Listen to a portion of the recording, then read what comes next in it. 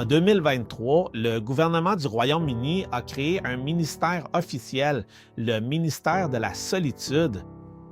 Ce n'était pas pour gérer les guerres ou les crises économiques, mais pour contrer une épidémie silencieuse touchant des millions de gens qui, en théorie, sont plus connectés que toute génération passée.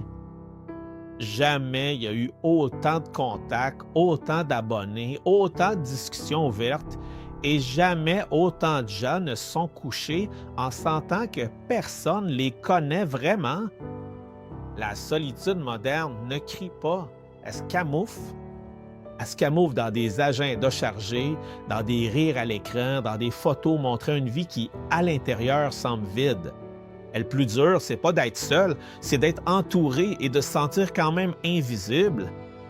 Le Christ connaît en roi. Dans sa nuit la plus sombre, ceux qui avaient juré d'être avec lui ont dormi, ont fui et l'ont renié. Il a été abandonné par les siens au moment où il en avait le plus besoin.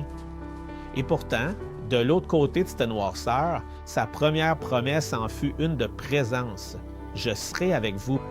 Pas comme un simple contact sur une liste, mais comme quelqu'un qui remplit le silence qu'aucun écran ne peut atteindre.